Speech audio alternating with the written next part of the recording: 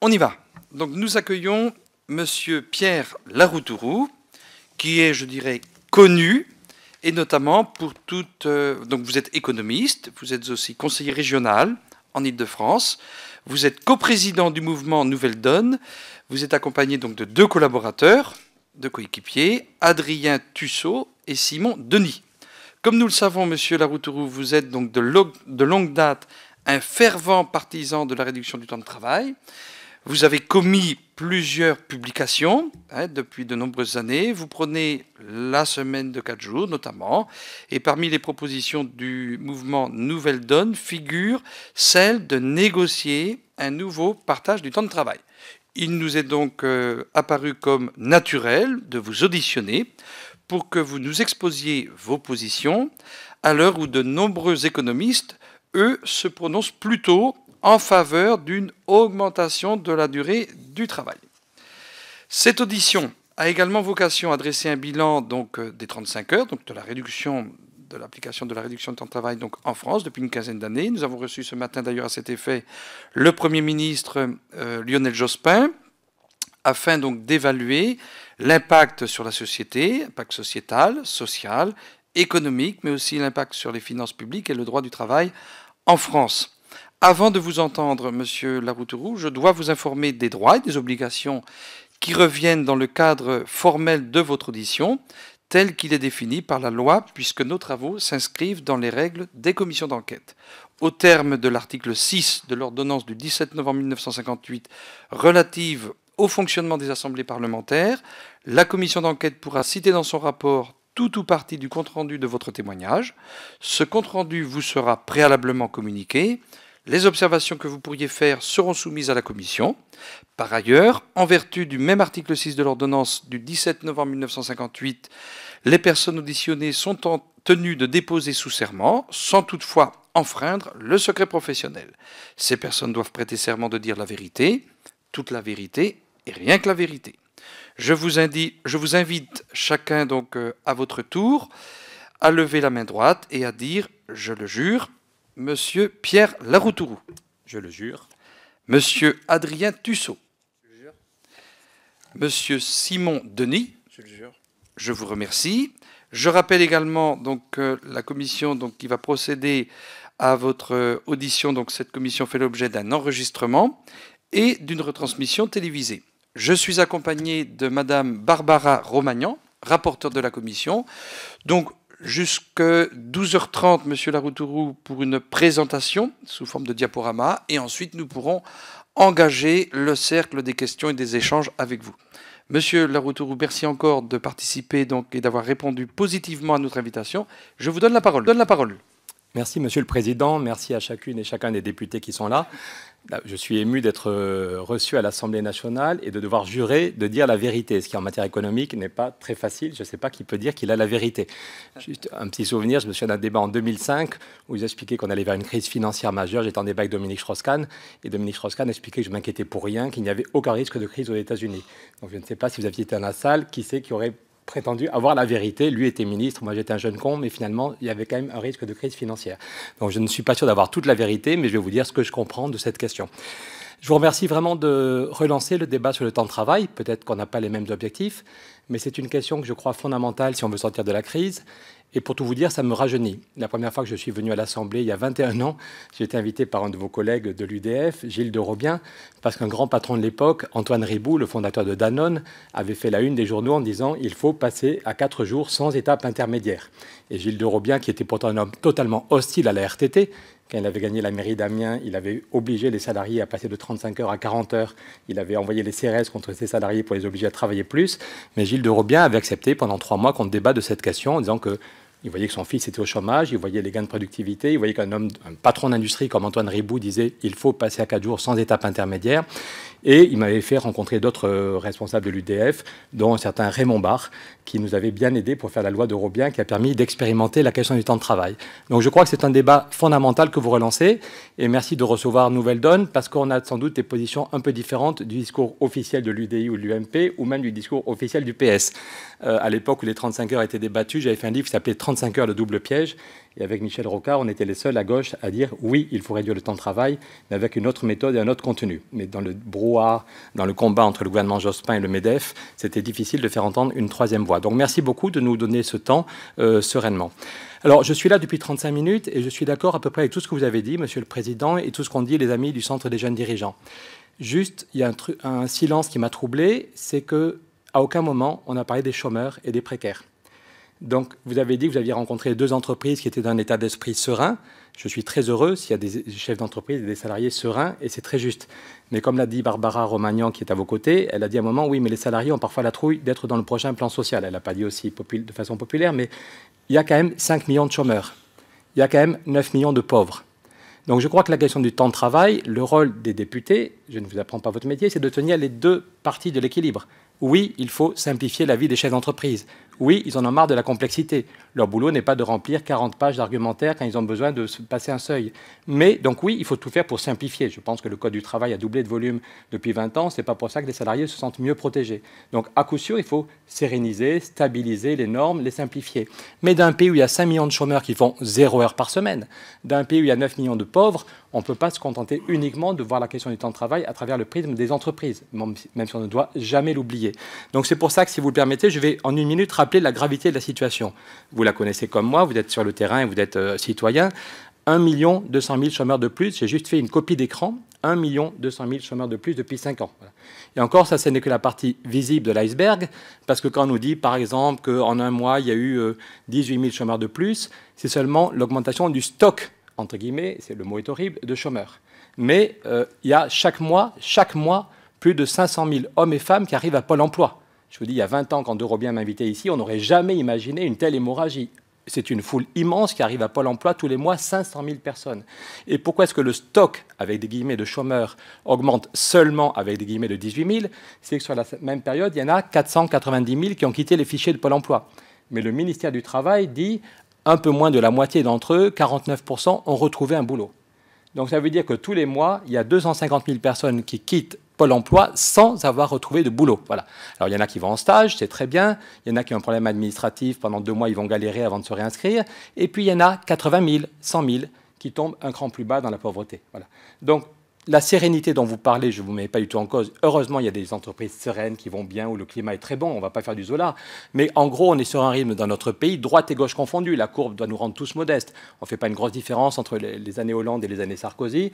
Mais en gros, dans ce pays, il y a tous les mois 20 000 chômeurs de plus et 60 000 ou 80 000 personnes qui ne sont plus comptées comme chômeurs parce qu'elles tombent dans la pauvreté. Voilà. Donc humainement, c'est un drame. Il y a tous les mois, en gros, 100 000 familles qui morflent. 100 000 personnes dont la vie est déstabilisée. Et du point de vue économique, c'est évidemment des gens qui ne vont pas consommer beaucoup plus. Quand vous tombez au chômage ou quand vous tombez au RSA ou à l'ASS, c'est rare que le banquier vous propose un découvert de 2 000 € par mois pour consommer plus. Donc on voit bien qu'on est dans un cercle vicieux.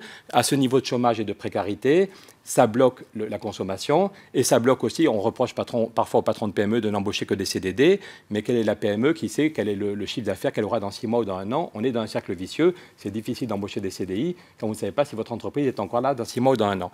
Donc la question est de savoir, je pense qu'on partage tous le même objectif, comment sortir de cette crise, comment provoquer un sursaut, parce qu'on voit bien que toutes les demi-mesures ou les mesures qu'on met en place depuis 10, 15, 20 ans ne nous sortent pas de la gravité de la situation.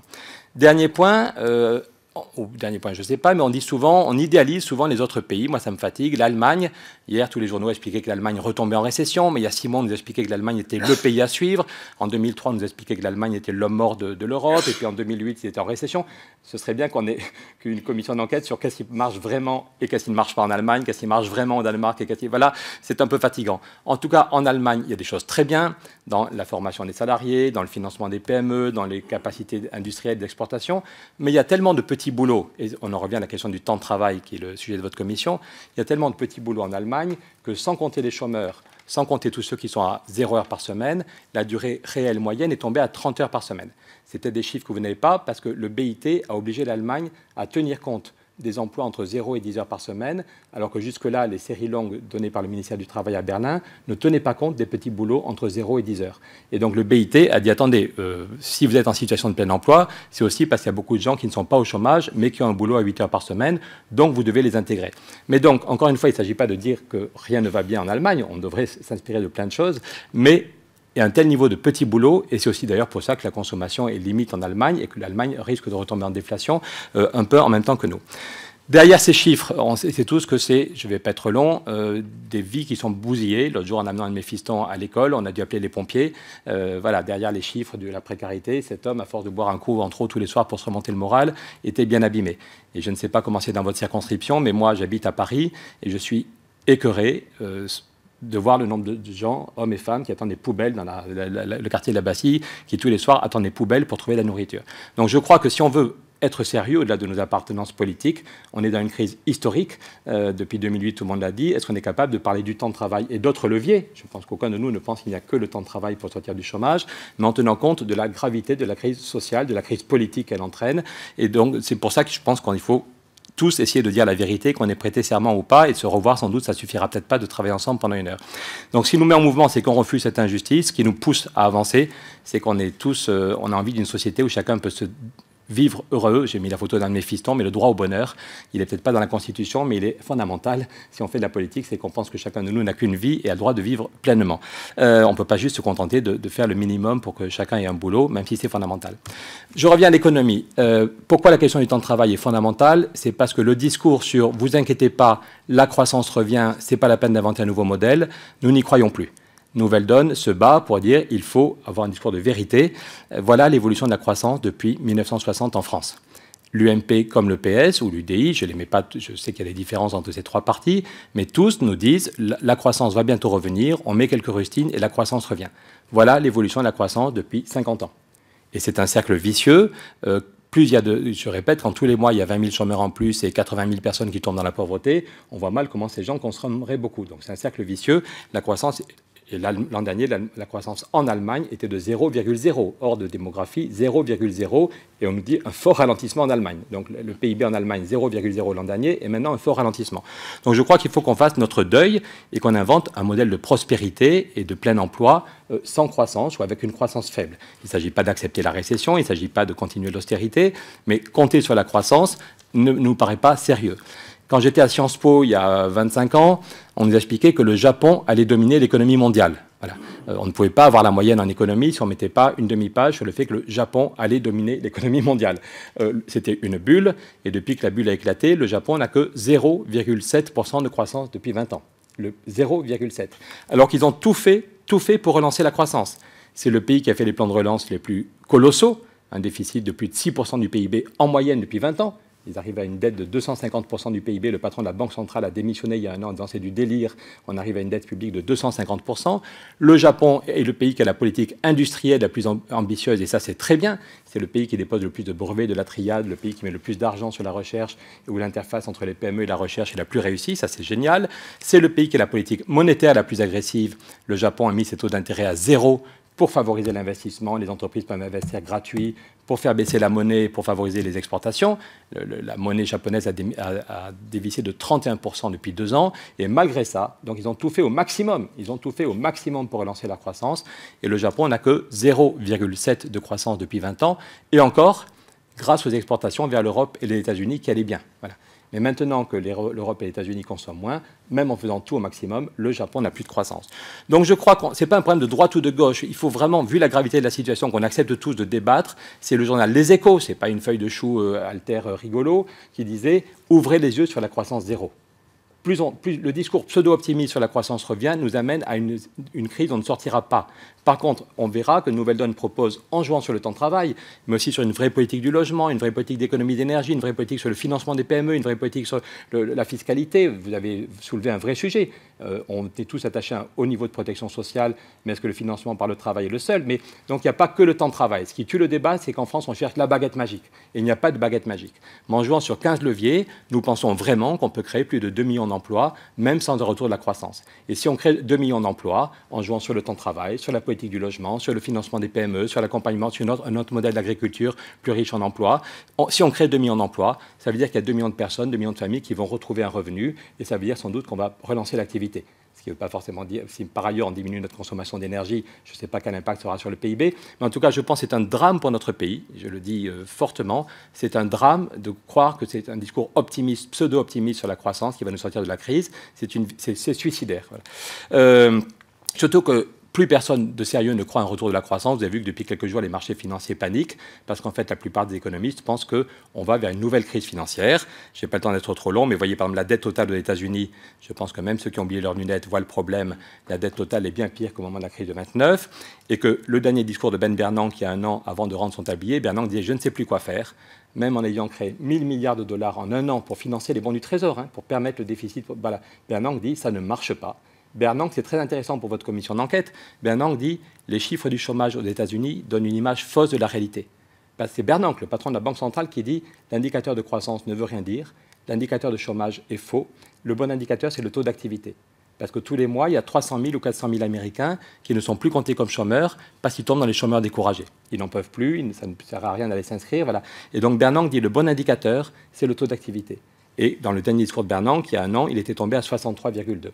Les derniers chiffres, le mois dernier, le taux d'activité aux États-Unis est tombé à 62,8. On a tous les premiers vendredis du mois. Donc voilà, c'est quand même impressionnant de voir le pays qui sert de modèle aussi bien aux vieux keynésiens qu'aux néolibéraux, où le patron de la Banque centrale dit « je ne sais plus quoi faire ». On a fait le maximum de création monétaire et de relance budgétaire, et le taux d'activité s'effondre. Ce qui revient à la question aussi des gains de productivité dont on reparlera.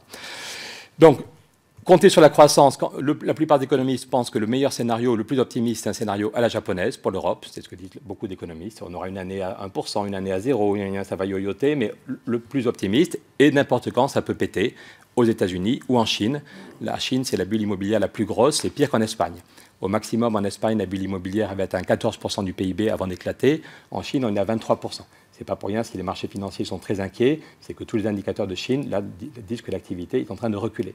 Donc tous ceux qui espèrent que encore quelques minutes, monsieur le bourreau, on tient bon, on évite l'explosion en mettant quelques emplois tremplins, mais ça y est, pas la peine d'inventer un nouveau modèle, pas la peine de parler de sujets compliqués, la croissance va revenir. Je pense que c'est un aveuglement suicidaire, que nous ne sommes pas collectivement à la hauteur de nos responsabilités.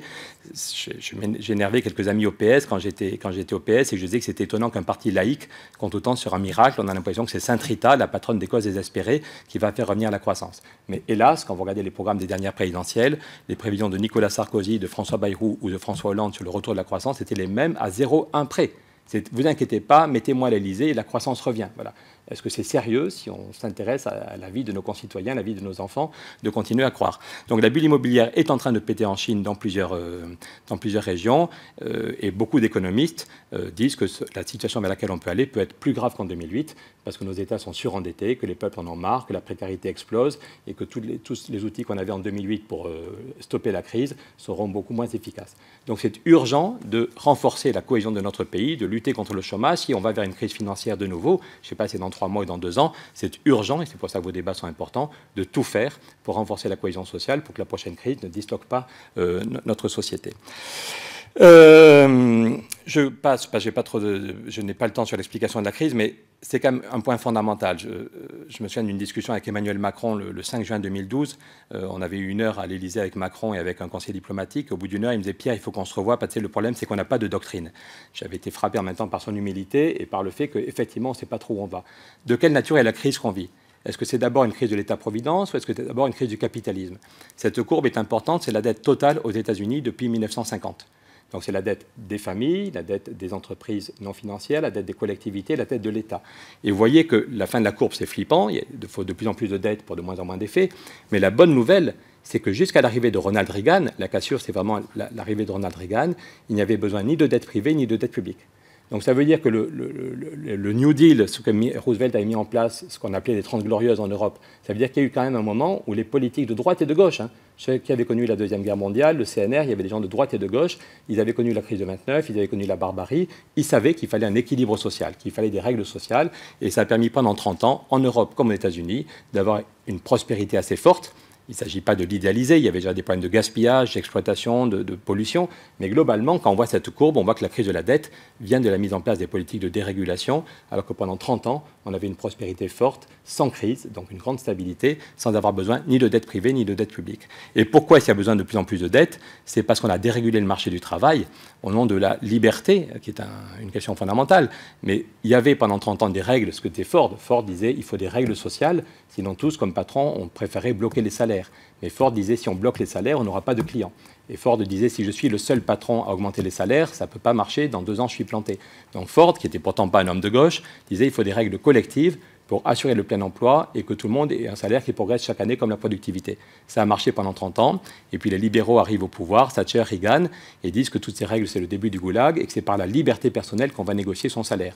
D'un point de vue philosophique et anthropologique, c'est génial. Je pense que chacun de nous préfère miser sur la liberté des personnes plutôt que sur un carcan, mais concrètement, d'un contexte de chômage de masse, quand vous avez des millions de chômeurs et quand tout le monde a la trouille d'être au chômage, quelle est la liberté de négociation d'un salarié ? Quelle est la liberté pour un patron de PME d'augmenter les salaires ? Quel patron de PME peut augmenter les salaires si la PME qui est à 50 km de là ne le fait pas ?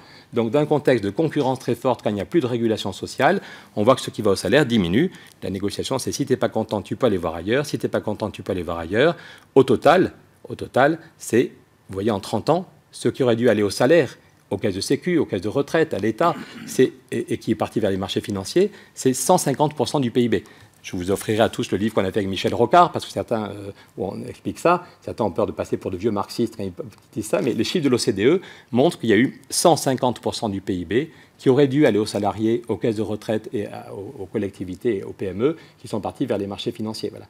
Donc on parle beaucoup de la dette publique et c'est un vrai problème. Nous avons en 30 ans accumulé 95% du PIB de dette publique, mais on peut dire aussi qu'il y a une dette des marchés financiers vis-à-vis des peuples qui, en 30 ans, est de l'ordre de 150%. C'est de l'argent qui aurait dû aller aux salariés et à la consommation, et qui est parti vers les paradis fiscaux et les marchés financiers. Pourquoi, dans ce contexte, si on comprend que le chômage est la cause fondamentale, c'est la trouille du chômage, Patrick Artus l'explique très bien, c'est que pourquoi les salariés ont accepté de voir la part des salaires qui diminue, c'est la trouille du chômage. S'il y avait une situation de plein emploi, déréguler dans une situation de plein emploi n'est pas très grave. Parce que dans une situation de plein emploi, la liberté du salarié peut marcher vraiment. Si le boulot ne l'intéresse pas, si le salaire n'est pas bon, il peut aller voir ailleurs. Mais quand vous avez des millions de chômeurs et des millions de précaires, la liberté de négociation, la concurrence forte limite la liberté du patron de PME et la peur du chômage limite la liberté des salariés. Donc c'est vraiment le chômage qui est la cause fondamentale de cette dérégulation, de ce déséquilibre financier. Et c'est là qu'on en vient à la question du temps de travail. D'où vient le chômage ? Pourquoi est-ce que dans tous nos pays, depuis 40 ans, le chômage et la précarité augmentent ? C'est Daniel Cohen qui était dans Alternative Éco il y a un an qui disait « Ok, il y a un problème avec la mondialisation ». Parce qu'en gros, on ne va jamais au bout du débat dans nos pays, mais on pense que le chômage vient de la mondialisation parce que les pays du Sud ou la Chine ne respectent pas des règles sociales. Et c'est un vrai problème. Et l'Europe, qui est le premier client de la Chine, pourrait dire à la Chine « Vous avez signé 22 conventions sociales avant d'être admise à l'OMC, vous devriez respecter ces conventions ». La Chine a signé la convention sur la semaine de 44 heures, sur le droit à un salaire décent. Mais bon, OK, il y a un problème de mondialisation mal régulé, c'est vrai, mais Cohen dit que ça n'est que 10 ou 15% des destructions d'emplois. Et le reste, d'où viennent les destructions d'emplois? C'est les gains de productivité qu'on n'a pas su gérer. C'est aux États-Unis, celui qui relance le débat sur le temps de travail, on va bientôt l'inviter en France avec Michel Rocard, c'est Robert Reich, qui était le grand ministre du Travail de Clinton, et qui dit la question fondamentale, il dit la solution, ce n'est pas le socialisme, désolé pour Barbara Romagnan, mais aux États-Unis, le mot socialisme a une autre connotation, mais Robert Reich dit la grande réforme que doit faire Obama, c'est un autre partage des gains de productivité, et Obama doit baisser le temps de travail sans baisser les salaires avec une vraie réforme fiscale. Et Robert Reich a de bons arguments. Il montre, par exemple, que l'emploi industriel se casse la figure, vous voyez, c'est la courbe en violet, bien visible, l'emploi industriel se casse la figure aux États-Unis, alors que la production industrielle est assez stable, c'est la courbe en gris. Donc, OK, il y a des délocalisations, mais malgré les délocalisations, la production industrielle faite sur le territoire ne diminue pas. Si l'emploi se casse la figure, c'est du fait des gains de productivité. C'est vrai aux États-Unis, c'est vrai en France, et même il y a quelques mois, j'étais à Romans-sur-Isère pour un débat public, et quand vous arrivez à Romans-sur-Isère, vous voyez la gravité des délocalisations. Vous voyez les usines de chaussures qui sont vides. Bon. Et donc, je me suis dit, ce soir, je vais avoir du mal à expliquer que les délocalisations ne sont pas le problème numéro un. Mais j'ai un côté basco-bernais un peu têtu et je déroule mon PowerPoint. Et au premier rang, devant 300 personnes, il y avait le maire de Romans-sur-Isère qui disait « Monsieur Larouturou, je vous soutiens complètement ». La République, ce n'est pas surfer sur la peur des gens. Il faut dire que oui, les gens qui ont délocalisé sont des voyous. Il y a même des mots plus forts. Ils nous avaient promis de garder l'emploi. Ils avaient promis aux salariés de garder l'emploi. Ils se sont foutus de nous. Ils ont acheté la marque. Ils ont foutu tout le monde par-dessus bord. Donc oui, il y a un vrai problème de délocalisation. Mais en même temps, il disait, j'ai fait le calcul sur Romans-sur-Isère. Il y a des boîtes qui ont délocalisé, mais aussi des entreprises qui produisent plus pour l'Europe ou pour les exportations. Et donc, il disait, votre courbe, c'est pour les États-Unis ou c'est pour la France, mais même à Romans-sur-Isère, on peut montrer que malgré les délocalisations, la production faite sur le territoire du canton n'a pas reculé. Par contre, l'emploi se casse la figure. Et pourquoi l'emploi se casse la figure? C'est parce qu'on a fait des gains de productivité colossaux. Robert Reich montre comment la productivité aux États-Unis, dans l'industrie, a amené à détruire de l'emploi. Krugman explique que la crise financière, je ne vais pas être trop long sur les États-Unis, mais c'est pareil dans tous les pays. Vous voyez l'évolution de la productivité depuis 1950, vous voyez, c'est parfaitement stable. Et par contre, depuis le début de la mise en place des politiques de dérégulation, l'évolution des salaires ne suit pas du tout. Donc on voit comment la productivité continue, du fait de notre intelligence, du fait de la formation, du fait des ordinateurs, des robots, mais par contre on voit effectivement tout ce qui va aux actionnaires et aux dividendes et qui ne va plus aux salariés. Cette révolution, je pense, c'est un tabou. La question de la productivité, c'est un tabou. On parle beaucoup de compétitivité, mais très peu de productivité. Or moi, si j'ai travaillé chez Accenture pendant 11 ans, si je me suis intéressé à cette question, c'est que pendant 11 ans, mon job, c'était de faire de la productivité. 5 jours par semaine, j'étais payé pour faire de la productivité. Et le samedi, j'allais avec des amis de la Télécarmonde dans des quartiers très pauvres pour lutter contre le chômage. Et donc j'étais un peu schizophrène. Et la plupart de nos dirigeants n'ont pas conscience de la révolution qu'on vit depuis 40 ans. La plupart de nos dirigeants ont fait HEC ou l'ENA il y a 40 ans. Ils sont incollables sur la première révolution de la productivité. C'est Ford et Taylor, qui a été colossal à l'époque. Mais il y avait encore 5 ou 6 personnes autour de la chaîne.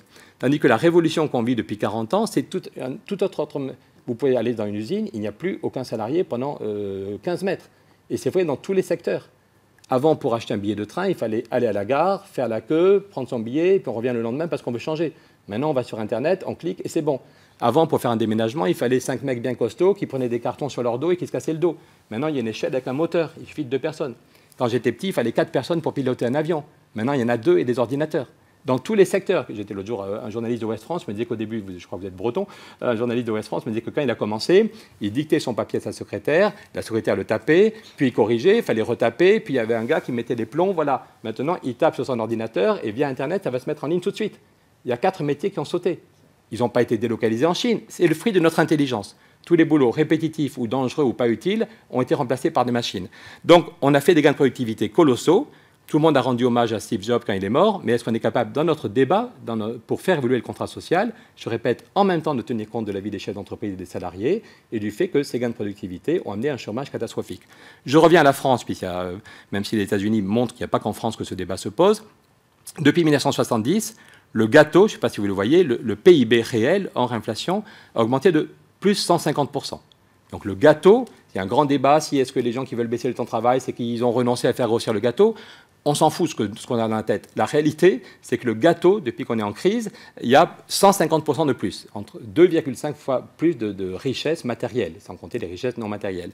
Mais du fait de notre intelligence, du fait des robots, des ordinateurs, on produit 150% de plus avec 7% de travail en moins. C'est l'INSEE qui le dit, hein, c'est pas qu'on soit de droite ou de gauche, on peut faire confiance à l'INSEE. Il fallait 43 milliards d'heures de tout le travail humain dans l'économie marchande ou non marchande, mais tout ce qui est monétarisé, 43 milliards d'heures en 70 pour faire tourner l'économie française, il n'en faut plus que 40 milliards. Donc c'est juste génial, c'est juste colossal. On produit presque 3 fois plus avec moins de travail.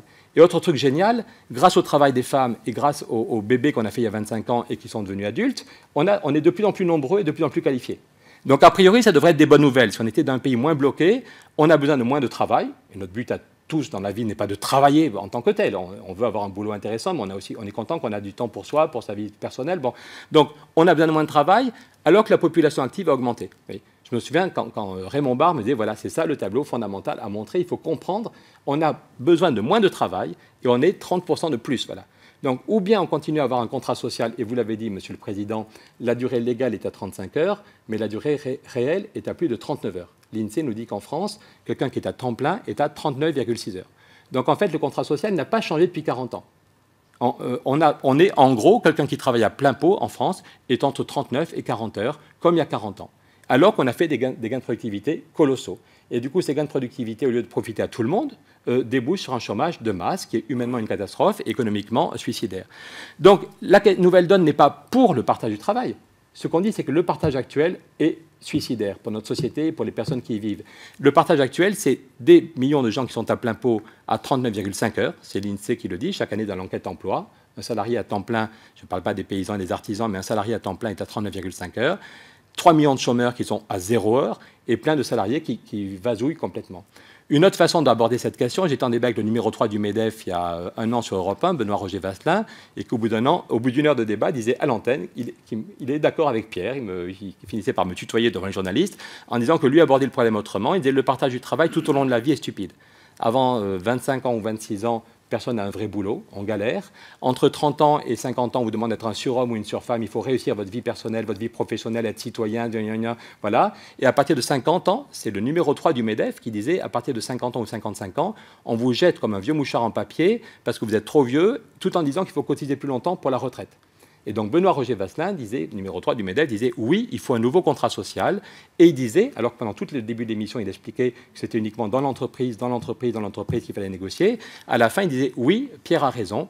Les chômeurs ne sont pas à la table de négociation dans l'entreprise. Les questions de qualité de vie de couple, de temps pour la vie personnelle ne sont pas dans l'entreprise. Donc il faut un nouveau contrat social au niveau national où on donne la parole aux chômeurs, où on intègre les questions de qualité de vie, d'équilibre personnel.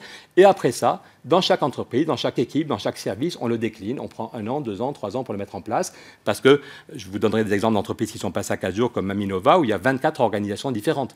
Ils sont tous passés à 4 jours, mais évidemment, les commerciaux ne travaillent pas comme les gens de la production, comme les contremaîtres. Juste un dernier point avant de revenir au débat. Il n'y a pas qu'en France ou aux États-Unis que le débat revient. En Espagne, c'est le patron de la commission du budget qui est un homme très respecté, donc au Cortés, le Parlement espagnol, qui expliquait dans El País qu'il fallait, parmi d'autres propositions, hein, c'est parmi une vingtaine de propositions qu'il faisait pour sortir l'Espagne de la crise, mais que oui, il a repris ce que disait Antoine Riboud, seule une semaine de 32 heures en 4 jours va obliger les entreprises à créer des emplois. Et bonne nouvelle en France, grâce à la loi de Robien, qui avait été quand même votée dans un certain consensus, on a 400 entreprises qui sont déjà passées à 4 jours. Quand vous mangez un yaourt Maminova, j'ai eu tout à l'heure le DRH était dans le métro, le DRH de Maminova, ça fait 15 ans, l'entreprise travaille 6 jours par semaine. Hein. L'entreprise crache du yaourt et de l'emmental 6 jours par semaine. Mais tous les salariés sont passés à 4 jours. Quand vous prenez du jambon Fleury-Michon travaille 6 jours par semaine. Il y a des ouvriers qui sont en 2 fois 8, évidemment. Il faut que l'usine crache. Mais tous les salariés, ou plus de la moitié d'entre eux, parce qu'ils ont mis un système souple où les salariés peuvent choisir, plus de la moitié, ce qui est une très bonne idée, plus de la moitié des salariés sont à 4 jours. C'est vrai aux ducs de Gascogne, qui font du confit et du foie gras, et tout le monde est passé à 4 jours, et avec de la souplesse. C'est un point important sur comment donner de la souplesse sans précarité, parce qu'au duc de Gascogne, c'est une entreprise avec une forte saisonnalité. 2 mois avant Noël, il faut faire beaucoup de confit et beaucoup de foie gras. Et jusque-là, tout le monde était à 5 jours, et on prenait des intérimaires, ou des CDD pour les 2 mois de forte activité, ce qui était une grosse précarité. Tandis que là, ils sont passés tout le monde à 4 jours, et ils ont embauché des CDI, et on s'est mis d'accord pour dire que pendant 2 mois, on revenait à 5 jours, et même à 6 jours de travail pendant 2 semaines. Donc ce n'est pas la mort. Les salariés savent que presque toute l'année, ils sont à 4 jours, et qu'il y a 2 mois où on revient à 5 jours, comme avant, il y a eu 2 semaines de forte activité. Mais du coup, c'est des salariés qui sont en CDI, donc pour eux, c'est une sécurité. Je finis en expliquant qu'il y avait un rapport Monique Ranou, dans tous les secteurs, on a 400 entreprises qui l'ont mis en place. Comment le financer ? L'idée qu'on a mis en place en avant avec Michel Rocard, mais avec d'autres, hein, Jean Fitoussi m'avait dit que c'est une idée qu'il avait portée depuis longtemps. La CFDT, il y a 20 ans, expliquait qu'il fallait activer les dépenses de chômage. On est dans un pays où le passage... Donc, il faut une réduction forte du temps de travail. Tous ceux qui ont travaillé sur la question disent que si la réduction n'est que de 2 ou 3 heures, il n'y aura pas de création d'emploi. C'est un des problèmes de la deuxième loi sur les 35 heures, c'est qu'en fait, on pourrait signer un accord à 35 heures et rester à 37 heures de durée réelle. Donc, si vous baissez seulement de 3 heures le temps de travail, en fait, ça va plutôt tendre l'organisation et ne pas créer d'emploi. C'est pour ça qu'Antoine Riboud disait qu'il faut passer à 4 jours sans étape intermédiaire et avec un financement qui permet évidemment de créer des emplois sans abîmer l'entreprise. Donc le principe général, c'est quand l'entreprise passe à 4 jours, de façon souple, de façon à la carte, si elle embauche 10% de gens en CDI, et c'est fondamental, il faut qu'il y ait des créations d'emplois, elle arrête de payer les cotisations chômage. Vous avez là, vous ne le voyez peut-être pas très bien, mais je vous donne à tous le bouquin qu'on a fait avec Michel Rocard, et à la fin, c'est l'accord chez Maminova. Voilà une entreprise tout à fait concurrentielle. Hein. Quand vous vendez des yaourts chez Carrefour ou chez Leclerc, vous ne pouvez pas augmenter d'1 centime les prix de production. Ils sont tous passés à 4 jours, ils ont créé 130 emplois, 130 personnes en CDI qui ont retrouvé un vrai boulot, et ils n'ont pas baissé les salaires. Je ne sais pas si vous arrivez à le lire, c'est l'accord vraiment, on a photocopié l'accord de financement qui a été signé par la direction et la CFDT, et là, ils ont profité de l'exonération d'Eurobien. La première année, c'était 10%, puis après ça, 8%, ce qui correspond aux cotisations chômage. Et effectivement, si l'entreprise, comme Maminova, crée 130 emplois, ça fait 130 personnes qui vont cotiser pour les caisses de retraite et les caisses de maladie, et ça fait 90 chômeurs en moins. Ce n'est pas mécanique, c'est ce qu'on appelle un effet d'appel, mais si vous créez 130 emplois, ça fait 90 chômeurs en moins à payer par Pôle emploi. Donc, vous verrez, Patrick Artus explique qu'il a fait la démonstration, 5 pages pleines d'équations. Il dit que oui, c'est équilibré, que pour les finances publiques, du point de vue macroéconomique, pour l'UNEDIC, c'est équilibré. On peut, ce que disait la CFDT, activer les dépenses de chômage. Et s'il y a des créations d'emplois, ce qui n'était pas le cas dans la deuxième loi Aubry, qui est un problème fondamental, s'il y a des créations d'emplois, on peut dire à l'entreprise qu'elle arrête de payer ses cotisations chômage. C'est bouclé pour tout le monde. Je finirai en disant que c'était surprenant que ce soit devenu un sujet tabou, alors que c'est quand même Édouard Balladur qui avait mis en place la commission Boissonnage. J'ai parlé de Raymond Barre tout à l'heure pour montrer que je n'étais pas un affreux gauchiste. J'ai cité Michel Rocard qui n'est pas non plus. Mais vous vous souvenez tous, en 1995, c'est le rapport Boissonnard rédigé à la demande d'Édouard Balladur qui a fait la une des journaux en disant qu'il fallait une réduction de plus de 20% du temps de travail. Alors pour ne pas faire peur aux bourgeois, on donnait un calendrier long, c'était avant 2015, c'est dans longtemps 2015, hein, mais ils expliquaient tous que vu les... Et tout le monde avait été d'accord avec Boissonnard. Oui, il faut baisser le temps de travail de 20 à 25% et favoriser la formation sur le temps libre, en particulier dans les PME. Se former sur le temps de travail n'est pas facile. Par contre, si on a du temps libre, on peut en faire un outil pour l'entreprise et pour la liberté personnelle. Donc c'est tragique de voir qu'en 1995, tout le monde était d'accord pour dire que oui, c'est normal, il faut reprendre le mouvement historique. Michel Barnier, dans son livre, expliquait que oui, il fallait un référendum sur la semaine de 4 jours pour stabiliser, faire des choses très simples, mais stabiliser les règles et que tout le monde sache que oui, il y aura bien des exonérations. Un des problèmes des lois Aubry, c'est que l'instabilité de la règle, on dit aux entreprises, allez-y, mais 3 mois après, il y a un décret qui change les exonérations. Donc ça ne pousse pas les entreprises à y aller. Donc c'est pour ça que Michel Barnier, dans son livre, expliquait que oui, il fallait un référendum sur la semaine de 4 jours pour qu'on ait un vrai débat de société, que tout le monde comprenne les enjeux, qu'on ait aussi un vrai débat sur le temps libre, qu'est-ce qu'on fait, accès à la culture, accès à la citoyenneté, et qu'après ça, on se donne 3 ans, 4 ans pour le mettre en place. Il y a des problèmes de formation dans certains secteurs qui fait qu'il faudra plus de temps, mais c'est tout à fait faisable. J'ai cité Antoine Riboud, mais je pourrais citer Jacques Chirac pour montrer que ça pourrait être, d'un pays normal, on pourrait avoir une évolution assez concertée. Jacques Chirac qui avait fait tout le début de sa campagne pour dire qu'il fallait travailler plus et qui, quand il avait été élu président, était allé chez Brioche Pasquier le 13 juillet 1995. À l'époque, il n'y avait que 4 entreprises. C'était même avant la loi de Robien, c'était l'amendement Chamard-Larcher. On va le rappeler à M. Larcher, maintenant qu'il a de nouveau des grandes fonctions.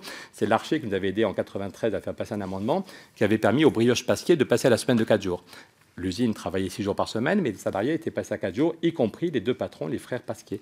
Et Jacques Chirac est allé le 13 juillet chez Pasquier en demandant « Je me demande pourquoi ce qui se fait chez Pasquier ne se fait pas ailleurs ». Et il expliquait que c'était un mouvement historique. En un siècle, on est passé de 7 jours à 6, on est passé de 6 jours à 5. Et Chirac se demandait pourquoi on ne relançait pas ce mouvement. Donc je pense qu'il est urgent de relancer les négociations de façon sereine. Votre commission peut permettre de le faire. Je pense que vous pourriez donner la parole à des acteurs. Je n'ai pas de conseil à vous donner, mais ce matin, j'avais le DRH de Maminova. Voilà. Vous pourriez donner la parole à des patrons qui l'ont mis en place, qui vous diront les difficultés, parce que c'était un vrai bazar pendant 3 mois, au médecin du travail de Maminova, qui vous dira le bilan qu'il a fait au bout de 5 ans, à des salariés qui ont retrouvé du boulot. Donc je pense que ce serait bien, pareil, l'ancien patron de Fleury-Michon, Yves Gonor, est un homme de droite. Le directeur général, à l'époque, était même un élu proche de De Villiers, mais on s'était rencontrés, il m'avait dit qu'ils avaient une vraie responsabilité, parce que l'autre entreprise du secteur avait fait faillite, et donc les 2 grands patrons de Fleury-Michon s'étaient dit, on a une vraie responsabilité sociale, vous nous avez convaincus qu'on peut passer à 4 jours sans abîmer l'entreprise. Donc encore une fois, je pense que votre commission peut permettre de relancer ce débat de façon sereine, je le répète, en tenant les 2 bouts. Et en 1995, on avait fait un tour de France avec des gens du CJD. Les gens du CJD étaient OK avec nous pour dire qu'il faut reprendre ce mouvement, mais de façon négociée, ce n'est pas en imposant une règle à tout le monde, avec des financements intelligents. C'est le minimum quand même. C'est choquant de voir il y a 1 an et demi, je me suis invité dans le bureau de Jean-Marc Ayrault et je lui montrais la question du temps de travail, ça peut être pour créer des emplois. Mais le minimum qu'on a dans un pays normal, c'est au moins éviter les licenciements. Au Canada, il y a un système qui fait que quand une entreprise a perdu des marchés, si elle a 20% de gens en trop, au lieu de licencier 20% des gens, elle garde tous les salariés, elle baisse le temps de travail de 20%, et il y a immédiatement un deuxième chèque qui arrive de l'UNEDIC et de l'État qui fait que les gens gardent 95% du salaire. Voilà. Pardon ? L'Allemagne l'a fait depuis, tu as raison, avec le Kurzarbeit. En Allemagne, les gens confondent, c'est pour ça que je parle du Canada, parce que les gens souvent confondent en Allemagne ce qui a été fait par Schröder et le Kurzarbeit. Mais effectivement, Angela Merkel a repris le système. En Allemagne, il y a 1 500 000 salariés qui, pour éviter les licenciements depuis 2008, ont baissé en moyenne de 31% le temps de travail. 1 500 000 salariés qui ont baissé de 31% le temps de travail, et l'État maintient le revenu à 95 ou à 98% du salaire initial s'il y a de la formation sur le temps libre. Donc, je me souviens, j'avais donné à Jean-Marc Ayrault, et au Canada, c'est hyper simple, c'est un truc qui tient en 2 pages. Vous n'avez pas besoin de 3 mois de négociation avec 3 avocats en droit social qui vous coûtent la peau des fesses. C'est un truc hyper simple. Et j'avais dit à Jean-Marc, tu vois, tous dans nos voitures, on a un constat si on a un accident, on ne va pas s'engueuler, on remplit une feuille et l'assurance se met en marche. Au Canada, dans toutes les entreprises, il y a un truc qui tient en 2 pages. Et s'il y a une chute d'activité, en 2 semaines, le problème est réglé. Et l'autre jour, France Info nous faisait de la pub en disant « Oui, c'est vrai, il y a une émission sur France Info, on décortique ce que disent des politiques, si c'est vrai ou c'est faux. Oui, c'est vrai, et on aurait 1 million de chômeurs en moins si on avait mis en place. » Donc, au moins, est-ce qu'on peut arriver à ce que cette Assemblée dise, au moins pour éviter les licenciements, on pourrait baisser le temps de travail et activer l'argent de l'UNEDIC pour que les gens gardent 95% de leurs revenus. Je finirai en disant encore une fois qu'il n'y a pas que la question du temps de travail, même si nous pensons que c'est une question fondamentale pour lutter contre le chômage et pour vivre, parce que je ne vais pas attendre d'avoir 65 ans pour avoir du temps libre. J'ai une femme, j'ai des enfants, j'ai des amis, j'ai envie de faire plein de choses. Donc je trouve un peu stupide qu'on ait beaucoup de temps libre à partir de 65 ans et que par contre on croule sous le boulot et qu'on soit hyper stressé. Donc je pense qu'il y a pour l'hygiène personnelle comme pour le bien-être de la société un autre rapport au travail, mais ce serait ridicule de dire que c'est la seule chose à faire. Il faut une autre politique du logement. Nouvelle Donne montre qu'il y a 37 milliards sur le fonds de réserve des retraites. Il y a des pays où le fonds de réserve des retraites, au lieu d'être sur les marchés financiers, on le met pour construire du logement. Aux Pays-Bas, qui est un petit pays, ils ont construit 1 million de logements. 1 million de logements avec l'argent du fonds de réserve des retraites. Pourquoi est-ce que votre Assemblée ne se pose pas cette question? Ça pourrait être fait le mois prochain par décret que les 37 milliards soient affectés à la politique du logement. Une vraie politique d'économie d'énergie. La semaine dernière, Draghi a dit qu'il allait créer 1000 milliards pour aider les banques, 1000 milliards de création monétaire. Est-ce qu'on ne pourrait pas mettre 1000 milliards pour sauver le climat? C'est quand même aussi une vraie question. Vous êtes en train de travailler sur la loi de transition énergétique, mais on sait tous que la question du financement n'est pas encore réglée, on va dire gentiment. Voilà, si on avait une vraie priorité aux PME, si on avait une vraie séparation des banques de dépôt et des banques d'affaires, il faudrait la faire, ça favoriserait les PME. Au total, on peut créer plus de 2 millions d'emplois. Et si on crée plus de 2 millions d'emplois, je pense que le climat va complètement changer dans ce pays. Merci. Bien, beaucoup de choses, c'était complet. Qui souhaite intervenir? Philippe Nogues. Bon, je découvre pas, parce que je connais un petit peu les théories de Pierre Larouturou. Je l'ai lu, le bouquin, donc je l'ai vu. Moi, ce qui me surprend toujours, j'ai eu l'occasion de te le dire quand on t'avait reçu au 101 avec un certain nombre de députés. Ça fait quand même 20 ans ou 25 ans que tu travailles sur ces sujets. Je me permets de te tutoyer. Et en même temps, on voit bien que on n'arrive pas à percer. Alors, Nouvelle Donne, j'ai bien vu, a fait une petite percée aux élections européennes, mais ce discours a du mal quand même à percer au sein voilà, des économistes en règle générale. On a un petit peu de mal. Alors, effectivement, je pense que ce qui serait peut-être encore mieux que Pierre Larouturou, c'est de faire venir effectivement le DRH à ce moment-là des entreprises concernées. Parce que si ça fonctionne, ça s'est arrêté finalement avec les lois de Robien. Ça s'est un petit peu arrêté avec les lois de Robien. Je veux dire, les 400 entreprises dont tu fais... La première loi Aubry a permis de signer beaucoup d'accords intéressants, mais la deuxième loi Aubry, où il y avait beaucoup d'ambiguïté et où il n'y avait pas de création d'emplois, a tué le processus. Tout à fait. C'est la question que j'ai voulu poser à Lionel Jospin tout à l'heure, mais il n'a pas compris tout à fait la question que je lui posais. Oui, il n'a pas voulu lui répondre. Non, je ne sais pas. Enfin bon, je pense qu'il a... Bon, voilà, parce qu'à chaque fois, tout le monde se pose la question, voilà, ces entreprises-là, mais on voit bien que c'est vrai, mais est-ce que la concurrence internationale, mais en même temps, on voit bien que, puisque les tableaux que tu nous montres sont assez parlants, donc voilà, est-ce que c'est valable pour tous les secteurs? Mais tu as répondu, j'avais déjà écrit quid des retraites, mais en fait, tu as répondu sur les derniers tableaux. Donc bon, voilà. Donc moi, ce qui m'interpelle le plus, c'est un discours que j'entends comme depuis longtemps, que tu portes depuis longtemps, et qui n'arrive pas à percer. Donc pourquoi finalement? Merci. Jean-Pierre Gorge. Oui, merci pour cette présentation un peu rapide qui paraît idyllique, mais comme c'est dit vite, c'est vrai qu'on peut en sortir très convaincu. Et j'adhère à ce qu'il va dire le collègue, décidément, on dit souvent la même chose. Pourquoi ça marche pas, quoi? Donc, parce que je pense que c'est de la simplification, quand même, beaucoup de vulgarisation, même s'il y a beaucoup de choses de vraies. Moi, je partage avec vous qu'on ne sera plus sur les croissances connues. C'est terminé. D'ailleurs, je réclame que on présente en France des budgets en n'intégrant pas la croissance du PIB. Bon, je ne suis pas entendu depuis des années, ça fait 12 années que je suis à la Commission des finances. Je commence à connaître bien les mécanismes et ces chiffres de près. Donc on devrait présenter des budgets équilibrés et surtout des budgets qui n'intègrent pas en variable d'ajustement. C'est l'ajustement, c'est la croissance. Hein. On essaye de reconstituer le budget 2015, personne ne comprend, et à un moment donné, il dit, regarde, c'est ici un point de croissance, mais si ça ne va pas, on met un 2, mais un 7. Bon, le plus catastrophique, je m'étais braqué avec mes collègues parlementaires en 2009, où j'avais annoncé 150 milliards de déficit. C'était 148. On l'avait mis à 90. Il y a eu moins 2,9 de croissance, et tout avait été statué avec une croissance positive. Donc je pense qu'il faudrait sortir de ça. Alors, moi, je partage plein de choses, mais je dis, vous simplifiez, vous vulgarisez le modèle. Si vous modélisez tout ça, parce que l'économie, c'est quand même quelque chose, c'est pas une science exacte, mais on est capable de modéliser. Et si vous prenez les dérivés partiels sur chacune des variables que vous venez d'élaborer, vous apercevez qu'il y a des choses quand même qui sont là. Ça existe. Alors d'abord, je pense que vous raisonnez dans un monde où il n'y aura pas de frontières. Vous voyez ? Bon. Vous oubliez des choses aussi, où vous les intégrez, c'est que pourquoi on a réduit le temps de travail? En fait, on nous l'a bien expliqué ici. Le temps de travail était 48 heures, et en fait, on a été pendant jusqu'aux années 80 dans une économie de production. Les gens avaient des besoins, il suffisait de produire, et les gens consommaient. Mais comme la technologie était là, moi j'ai contribué à tout ça. Mon métier, c'est l'informatique. Alors je peux vous garantir que pour la destruction d'emplois, je suis un spécialiste. J'ai été payé longtemps assez cher pour justement simplifier, optimiser, c'est des choses que je connais bien. Mais en fait, tout ça, c'est ce qui permettait de réduire le temps de travail. C'est-à-dire que quand le même groupe d'individus produit beaucoup plus, sachant qu'en face, il y a une demande qui est tellement forte que de toute façon, même si vous réduisez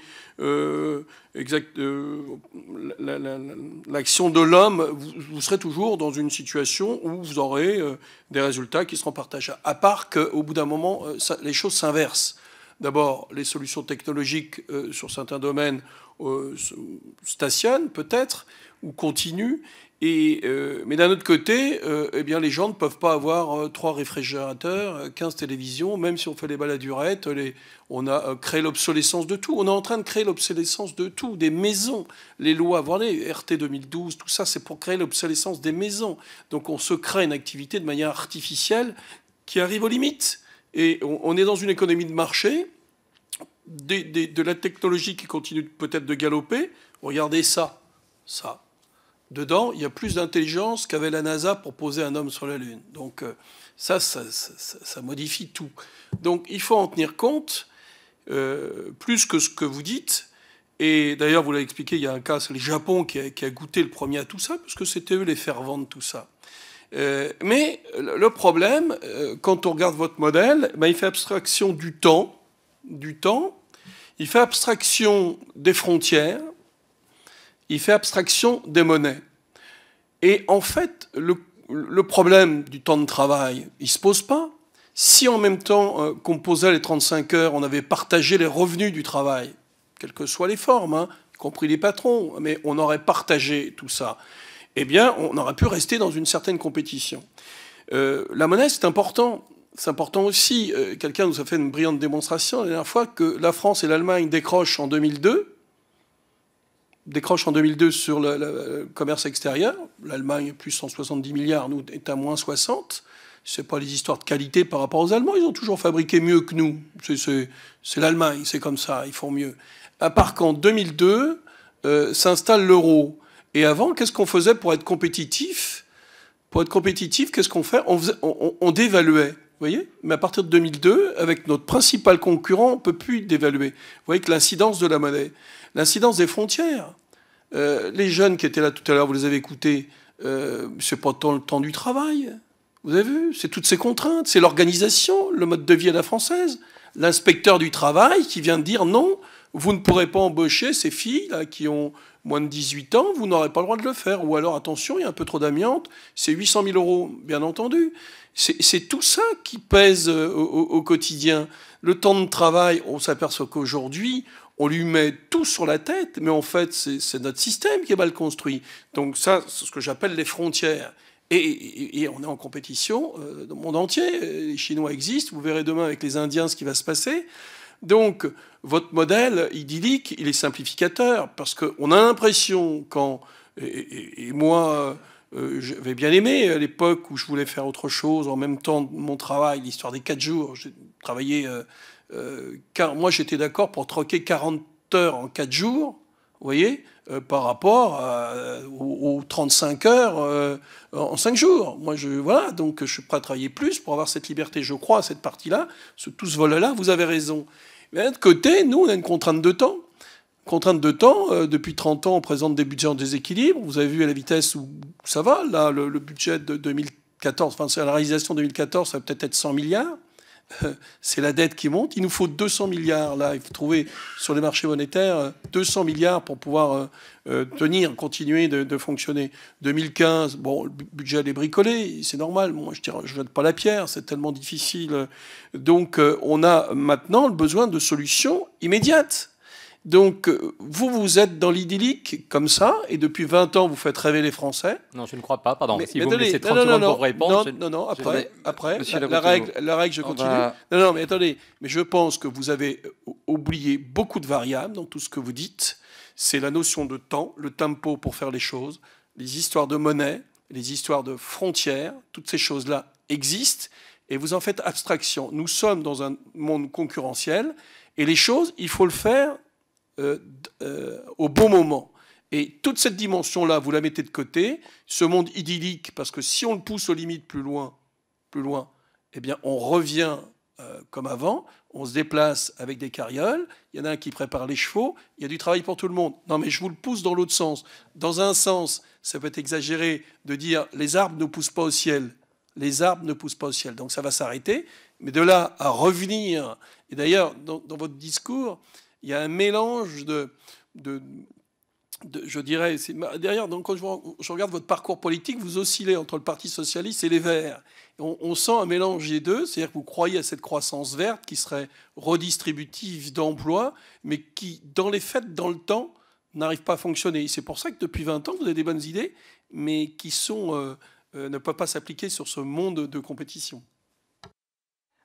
Alors, j'ai quelques questions complémentaires, Monsieur Larouturou, et ensuite, donc, vous pourrez répondre et nous pourrons continuer le dialogue.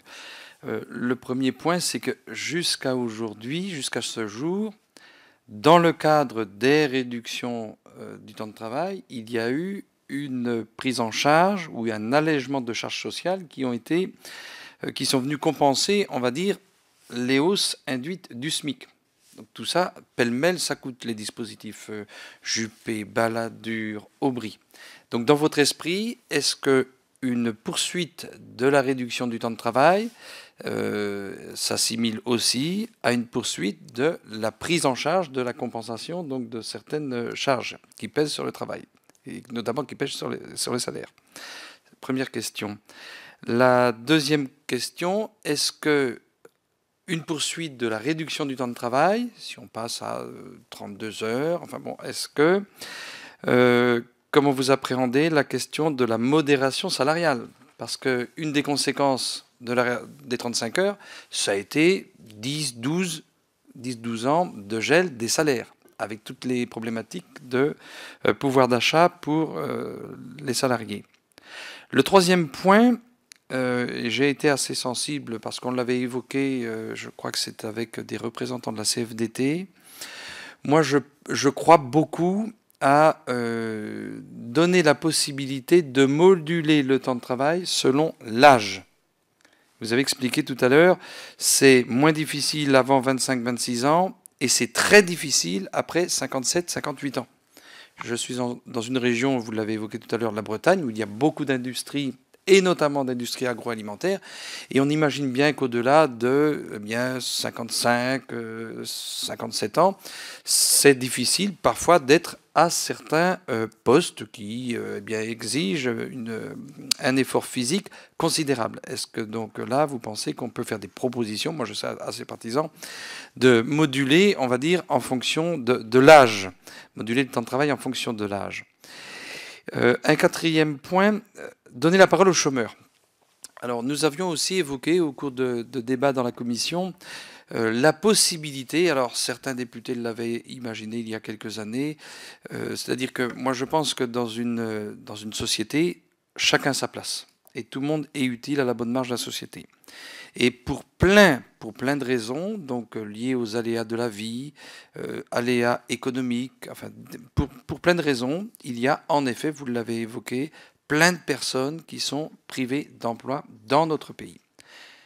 Est-ce que vous pensez que les personnes qui sont bénéficiaires de prestations ou d'allocations, on va dire, publiques, eh bien, on pourrait considérer qu'ils sont malgré tout utiles à la bonne marche de la société et que dans nos collectivités, dans nos villages, dans nos villes, dans nos communes, eh bien, ces personnes soient identifiées, repérées et que, puisqu'elles bénéficient d'allocations, de prestations diverses, eh bien, on pourrait leur confier des tâches autour des enfants, autour des personnes âgées, autour des questions environnementales. Est-ce qu'il n'y a pas là la possibilité de mettre le pied à l'étrier à ces personnes qui, finalement, lorsqu'elles se trouvent privées d'emploi, se trouvent exclues du cercle de la vie, tout simplement parce qu'il n'y a plus de relations sociales.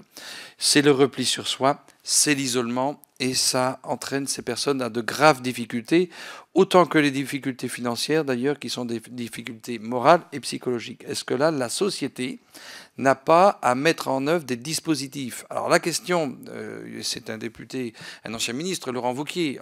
Donc ce qu'on avait compris, c'est en gros, on va mettre les chômeurs au travail.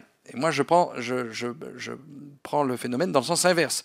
C'est-à-dire ces personnes qui, pour plein de raisons, se trouvent exclues du marché du travail alors qu'il y a du travail. Hein, j'ai évoqué tout à l'heure services sociaux, aide à la personne ou environnementaux. Donc là, est-ce qu'il n'y a pas des propositions à faire en ce sens? Et enfin, dernière question, dans la fonction publique. Le Premier ministre Lionel Jospin disait, lorsque nous avons imaginé les 35 heures, il n'était pas question d'appliquer les 35 heures dans la fonction publique. Vous avez fait référence tout à l'heure à Gilles de Robien.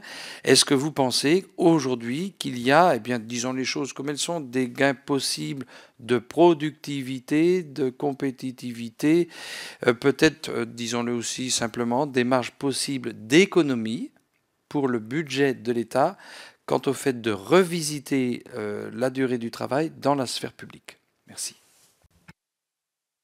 Merci, Monsieur le Président. Merci aux deux autres députés. Alors, beaucoup de questions. Quand Philippe Noguès demande pourquoi ça ne se fait pas, pourquoi ça n'avance pas, il y a plein de bonnes idées qui avancent très lentement. Hein. Le droit de vote pour les femmes, on s'est longtemps demandé si les femmes avaient une âme et avaient une capacité à voter. Finalement, la plupart d'entre nous pensons que c'était une bonne chose de leur donner le droit de vote, mais c'était un long combat.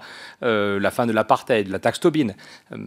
Ça y est, il y a 10 pays en Europe qui ont mis en place une taxe Tobin, alors qu'il y a 10 ans, et Lionel Jospin et Gerhard Schröder expliquaient que c'était une idée de gauchiste qui allait foutre en l'air les marchés financiers.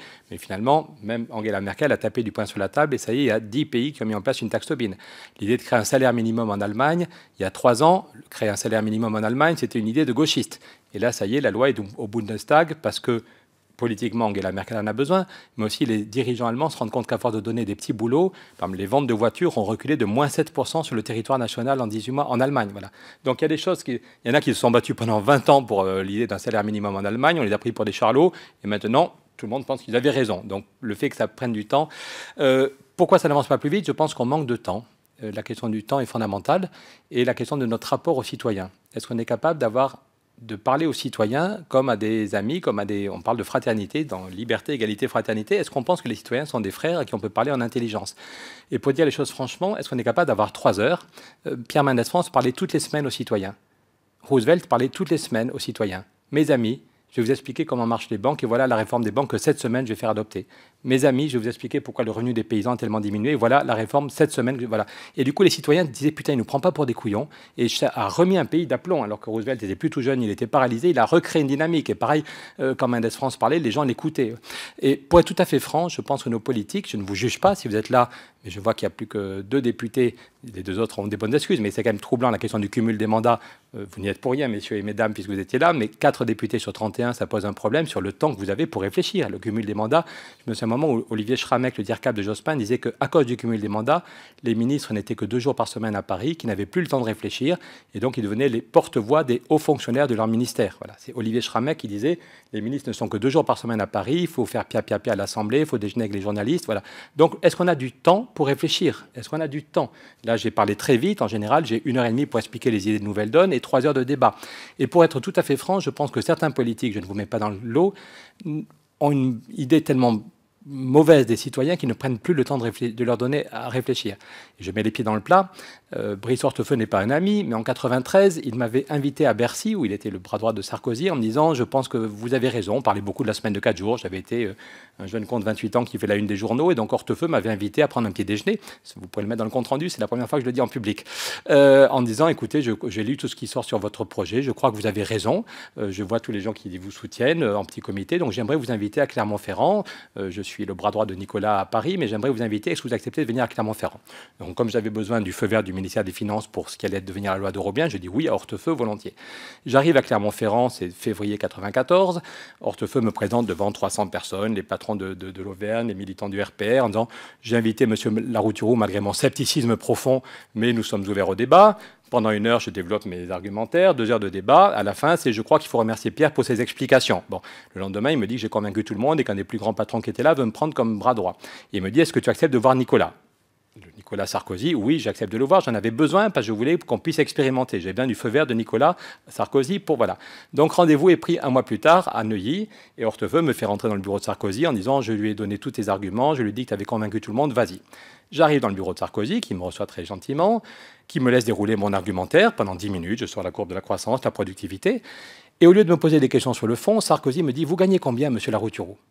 Oh, vous pourriez... Alors j'étais très très bien payé chez Andersen, il me dit vous pourriez gagner beaucoup plus. Et voilà Sarkozy qui commence à me donner des conseils pour gagner plus. Voilà. Alors je viens lui parler des chômeurs et des précaires. Au bout d'1 quart d'heure de non-débat, on quitte le bureau, je revois Nicolas qui met ses gros stylos, il avait une collection de stylos de luxe Montblanc avec 3 étages, c'était impressionnant, et il me reconduit très gentiment, et Hortefeux me demande comment ça s'est passé. Je lui dis, bah, écoute, très mal, ça s'est passé très mal, il a complètement fui le débat, il a passé 1 quart d'heure à me donner des conseils pour gagner plus, ce qui n'est pas mon problème, je suis déjà trop payé. Et Hortefeux me dit, j'ai dit à Nicolas que tu avais convaincu tout le monde, mais parce que tu avais eu 1 heure pour expliquer tes idées et 2 heures pour débattre.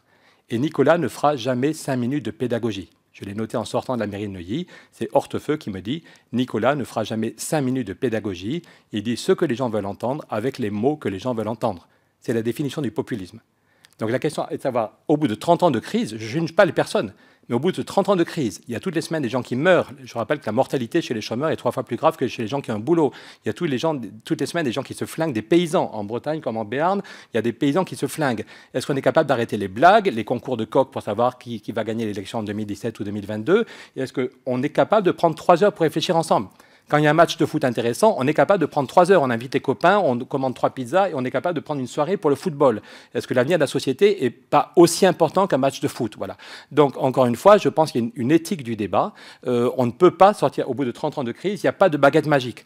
Et les idées qu'on développe, ou alors si on s'adapte au format, pour les idées de Marine Le Pen passent très bien en 1 minute.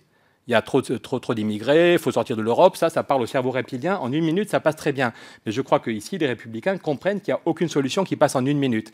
Et donc, je pense que tous, chacun dans nos rôles, on devrait prendre du temps pour réfléchir, moi comme les autres, et trouver les moyens de s'adresser aux citoyens. Et les citoyens ne sont pas cons. La même semaine, je finis là-dessus, j'ai été invité par le patron de Fleury-Michon, Yves Gonor, devant 300 patrons plutôt de droite en Vendée.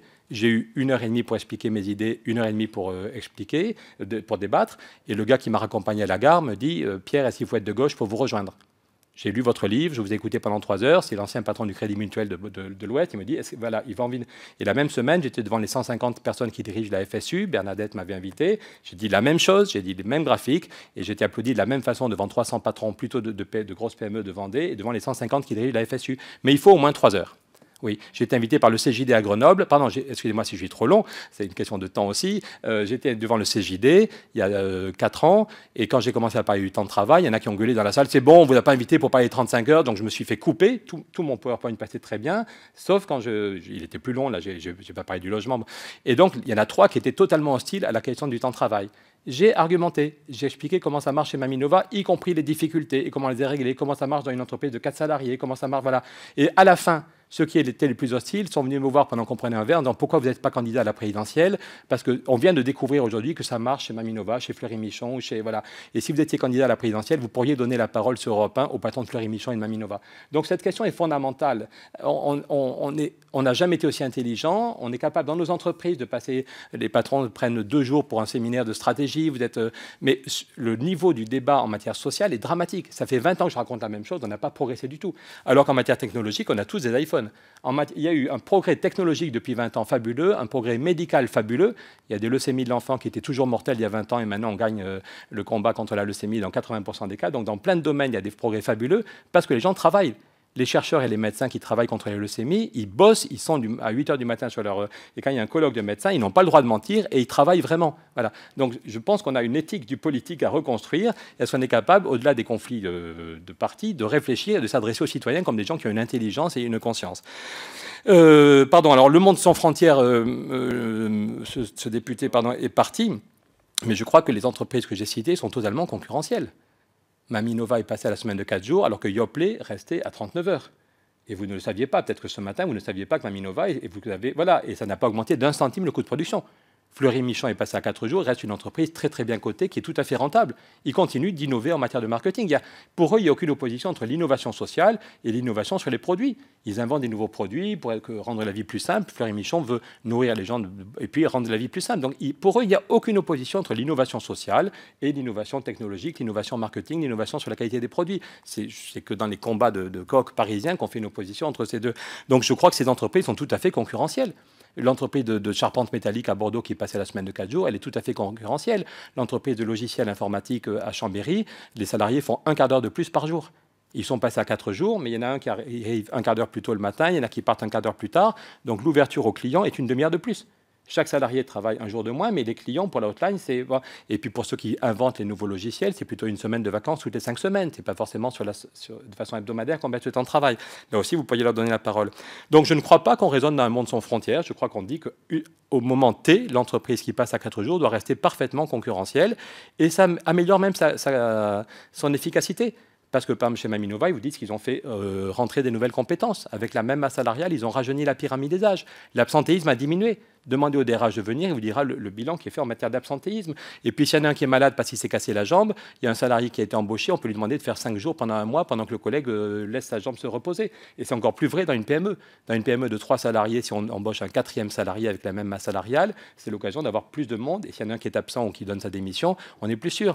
Dans les Pyrénées, on a fait un groupement d'employeurs entre une station de ski qui a embauché des gens pour 3 mois, une entreprise qui vient du chocolat qui a embauché les gens pour 3 mois et une entreprise de sport de montagne d'été. Ils n'embauchaient que des gens pendant 3 mois ou 4 mois, c'était que de la précarité. À l'occasion de la réflexion sur le temps de travail, à l'occasion de la question, ils se sont dit on pouvait faire un groupement d'employeurs. Et du coup, on embauche des gens en CDI, ils font 3 mois à la station de sport de montagne, 3 mois pour faire des chocolats au Laurent, et 3 mois. Et c'est des gens qui sont en CDI et qui sont sécurisés, qui peuvent avoir un logement, qui peuvent aller voir leur banque et qui sont formés. Et du coup, voilà, donc je ne veux pas tout expliquer, mais ce qui est frappant, c'est que dès qu'on a un débat serein, on est capable de débloquer, et qu'on soit de droite ou de gauche, on s'en fout. On a tous des enfants, on voit qu'on va vers le mur. Donc je ne crois pas du tout qu'on raisonne dans un monde fermé ou d'un monde statique. Les entreprises françaises garderont la même compétitivité. Et si on crée 2 millions d'emplois en mettant en place toutes les idées de nouvelles donnes, si on crée 2 millions d'emplois, ça veut dire qu'il y a 2 millions de familles qui vont voir leurs revenus augmenter. Ça fait pour les PME et pour les artisans des nouveaux clients. Par contre, je crois que si on continue sans changer de cap, on va vers un effondrement lent ou rapide. Qu'est-ce que je voulais dire de plus? La compensation, Monsieur le Président, vous posez la question de la compensation, elle est fondamentale. À nos yeux, il faut que la réduction du temps de travail soit forte pour qu'il y ait des créations d'emplois. Je le répète, tous ceux qui ont réfléchi à la question, Antoine Riboul, et tout le monde dit si on baisse de 2 heures le temps de travail, c'est pas pour ça que vous allez créer des emplois, soit vous allez augmenter le stress, soit vous allez faire du travail au noir, mais il faut une réduction forte. De même, on est passé de 7 jours à 6, on est passé de 6 jours à 5. Voilà. Et donc, si on veut créer des emplois, et améliorer l'organisation, il faut une réduction forte. Et ça n'est possible, c'est pas possible de baisser les salaires. Vous n'allez pas dire aux gens, OK, tu gagnes une journée, mais donc tu auras moins 15. Donc il faut maintenir les salaires. Je le répète, je vous l'offre, Monsieur le Président, et je le donnerai à ceux qui n'ont pas encore, on en a un stock. C'est l'accord à la fin. Toutes les entreprises qui sont passées à 4 jours, il y a eu souvent un référendum auprès des salariés, et en général, on a juste bloqué le salaire. L'entreprise, si elle crée 10% d'emplois, s'il y a 10% d'emplois, arrête de payer les cotisations chômage, qui est de l'ordre de 8%. C'est ce qu'on avait repris dans la loi de Robien. Et du coup, il suffit de bloquer les salaires, et souvent, en même temps, on met en place un accord d'intéressement, ce qui fait qu'au bout d'1 an ou de 18 mois, l'augmentation des salaires reprend. Voilà. Donc là, je pense qu'on est d'accord pour dire oui, il faut qu'il y ait une compensation, mais s'il y a des créations d'emplois, c'est un des gros problèmes de la deuxième loi Aubry, pour être clair, c'est qu'il n'y avait pas de création d'emplois. À l'époque, avec Michel Rocard, avec Stéphane Hessel, avec plein de syndicalistes, on a fait un papier dans l'IB pour dire c'est dramatique, on va mettre 70 milliards, c'était des francs à l'époque, 70 milliards d'exonération sans aucune contrepartie. Et on va pousser les entreprises à ne pas créer d'emplois. Prenez 2 patrons de PME, un qui se dit « Allez, j'ai envie de faire quelque chose, je vais créer 2 emplois », et l'autre qui dit « Non, je ne crée pas d'emplois », ils auront les mêmes exonérations. Avec la deuxième loi sur les 35 heures, une entreprise qui joue le jeu et qui va créer 2 emplois et une qui ne joue pas le jeu, qui reste à 37 heures de durée réelle, elles auront les mêmes exonérations. Ça pousse à ne pas créer d'emplois. Donc autant la loi d'Eurobien et la première loi Aubry ont permis des accords intéressants avec des créations d'emplois et c'est bouclé pour les finances publiques, autant la deuxième loi Aubry, c'était 70 milliards d'exonération sans aucune contrepartie en emploi, donc l'effet sur l'emploi est très faible et c'est ça qui a tué le débat sur le temps de travail. Maintenant, dans tous les pays d'Europe, on a du mal à reparler de la question parce que le bilan de la deuxième loi est très ambigu. Après ça, par contre, Monsieur le Président, je ne partage pas votre opinion que la modération salariale en France est due principalement aux 35 heures. Je lisais hier dans le Figaro que l'ensemble des salaires au Japon ont baissé de moins 5%. Ce n'est pas juste une modération, c'est moins 5% à cause de... Voilà. Donc en fait, c'est dans tous les pays occidentaux, vous avez vu la part des salaires, c'est dans tous les pays occidentaux que le chômage et la précarité plombent les négociations. Alors qu'en France, pendant 1 an ou 2, qu'on ait bloqué les salaires à cause des 35 heures, OK, mais on est tous assez honnêtes pour dire que le mouvement est général dans l'ensemble des pays occidentaux. Je le répète, hier, il y avait un grand papier dans le Figaro avant-hier, le fait que le Japon retombe en récession, en particulier parce qu'il n'y a plus de consommation et que le patron, le Premier ministre a beau faire des plans de relance, un déficit de 10% du PIB, le Japon retombe. Ce qui est aussi l'occasion de... pardon, je ne veux pas être trop long. La question est-ce qu'on pourrait demander à des chômeurs ou à des précaires de travailler? La réponse, je pense, ce serait oui, à titre personnel. Là, je n'engage pas... D'accord, pardon, je finis, pardon. Je ne m'exprime pas au nom de Nouvelle Donne, parce qu'on a moins d'1 an, on n'a pas eu de réflexion collective, mais à titre personnel, a priori, je trouve que c'est une bonne idée. Mais immédiatement, dès qu'on en parle avec des gens sur le terrain, le patron qui arrive avec ses 3 salariés, qui fait une entreprise de jardinage et de nettoyage des rivières, il dit « Ok, déjà j'ai du mal à faire vivre mes 3 salariés, mais si en plus la mairie a des chômeurs gratuits pour entretenir les rives de la rivière, mon entreprise, elle ferme. » Voilà. Mais non, mais c'est pas pour dire non, c'est pour dire que c'est compliqué. Nous, on réfléchit à Nouvelle Donne un bouclier vital et on se demande, ou un service civil qui pourrait être aussi pour les jeunes retraités. La question du service civil est une question fondamentale.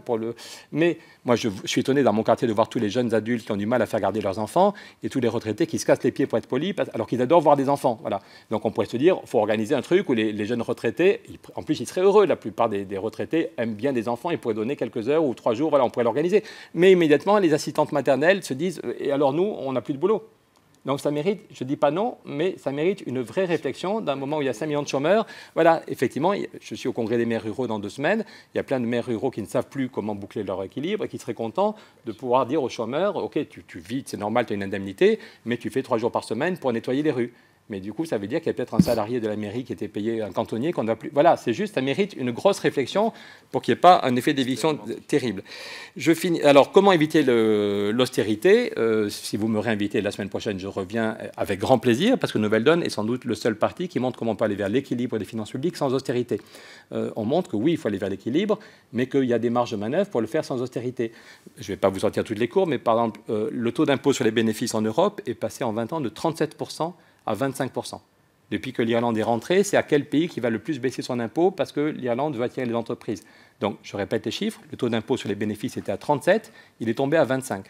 Et qu'aux États-Unis, il est à 40.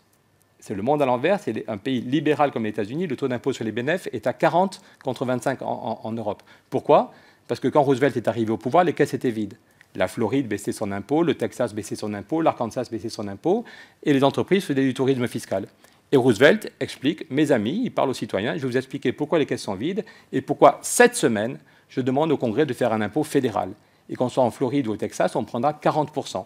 Les banquiers sont furieux, les actionnaires expliquent que Roosevelt va tuer les États-Unis, mais Roosevelt fait un impôt sur les bénéfices à 40%. Et qu'on soit au Texas ou en Floride, on paye 40%. Et c'est resté le cas. Voilà. Donc est-ce qu'on est capable, par exemple, en Europe, de faire un impôt fédéral sur les bénéfices au lieu de...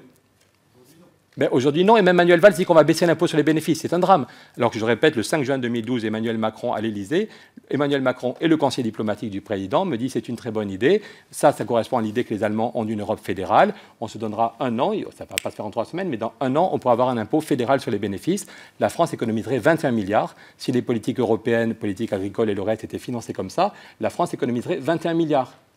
De même, pour sauver les banques, là, le Draghi a dit qu'il mettait 1000 milliards sur la table à 0,1%. Ok, sans doute ça veut dire que les banques ne vont pas bien, ont besoin qu'on les aide, mais comment se fait-il que pour les banques, on puisse créer 1000 milliards et donner sans aucun contrôle à 0,1, et que quand la France, l'Espagne ou l'Italie ont besoin d'argent, on leur impose des taux d'intérêt plus importants? On a montré avec Michel Rocard que sans changer les traités, on pourrait financer la dette publique à 0,1%. La Banque centrale ne peut pas prêter directement au pays, mais la Banque centrale peut prêter à la Banque européenne d'investissement, la BEI, qui peut prêter au pays. Et bien déjà, troisième proposition pour aller vers l'équilibre des finances publiques sans austérité, lutter contre les paradis fiscaux. Obama a fait voter une loi FATCA qui fait que depuis 2 mois, il n'y a plus... Voilà, vous dites bien sûr, mais pourquoi on ne le fait pas en France? Pourquoi on ne le fait pas en France? Voilà, excusez-moi. C'est très concret. On va bloquer les retraites de la moitié des retraités. On va dire qu'il y a moins de remboursement. Le budget du CNRS, on va diviser par 2 les recrutements des gens au CNRS. Tous, on se demande dans 30 ans si on aura un Alzheimer, mais excusez-moi, il y a des gens qui font une thèse sur la chimie du cerveau et qu'on fout au chômage avec des gens super brillants qui ont un doctorat, et on leur explique que le CNRS va recruter 2 fois moins qu'il y a 4 ans, parce qu'il n'y a pas d'argent.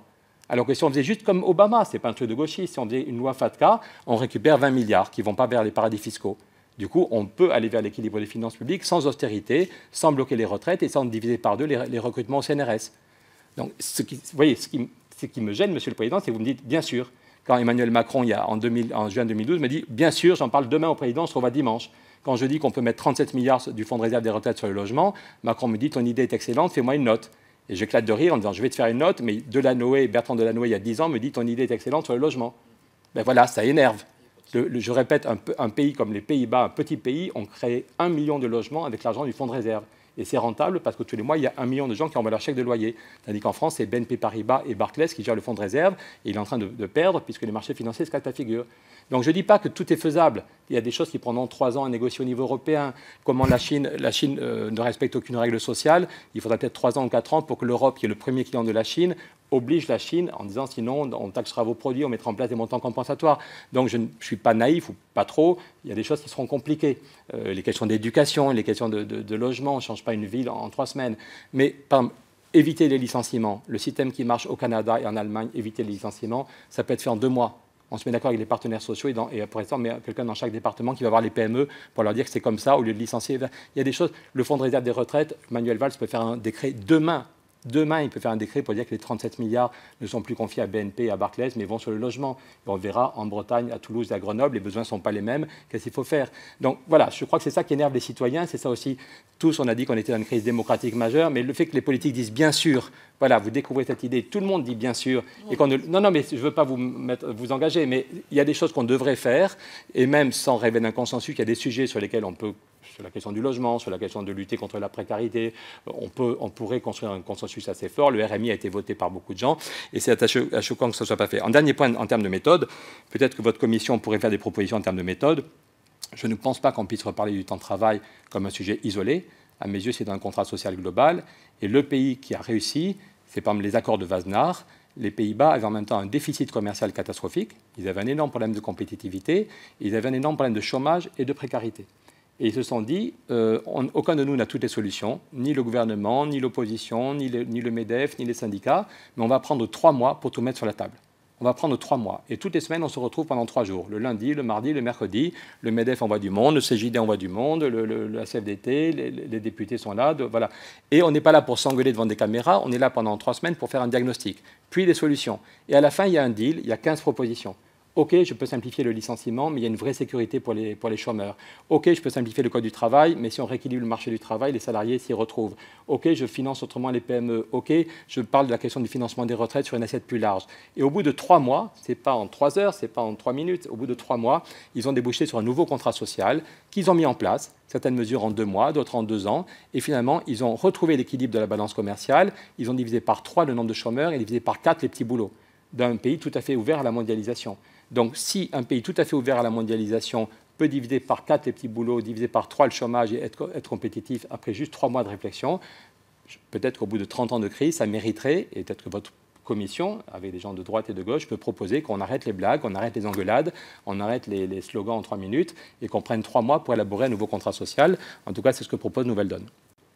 Merci. Alors, 3 points. Sur les paradis fiscaux, je dis bien sûr. Pourquoi? Parce que avant d'être députés, les uns et les autres avons été candidats dans nos circonscriptions. Et ce sont des sujets, notamment celui des paradis fiscaux, qui sont bien sûr revenus régulièrement dans les réunions publiques que nous avons organisées.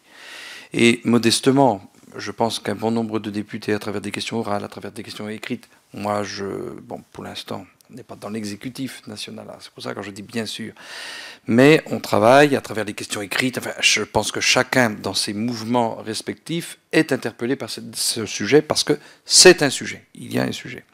J'aurais bien aimé vous entendre sur la question du temps de travail dans les fonctions publiques. Vous savez, si vous avez quelques minutes.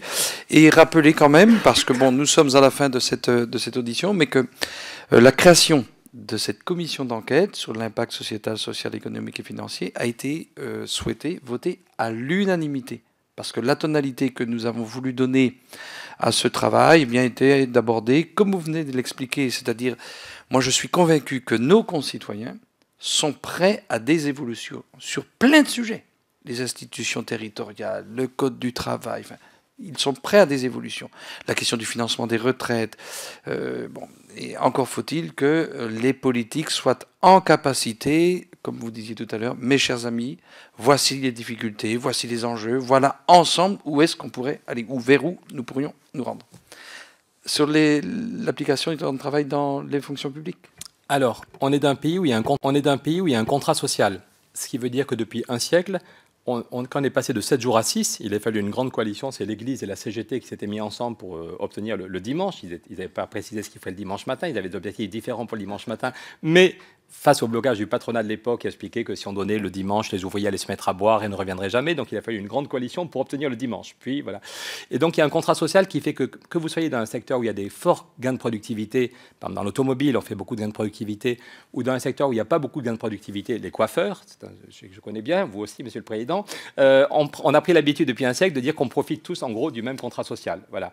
Et que souvent les salariés vont à 6 jours, puis à 5. Les artisans, ils vont après. Les paysans, ils vont longtemps après. Mais en gros, quand même, on est tous dans le même temps de travail.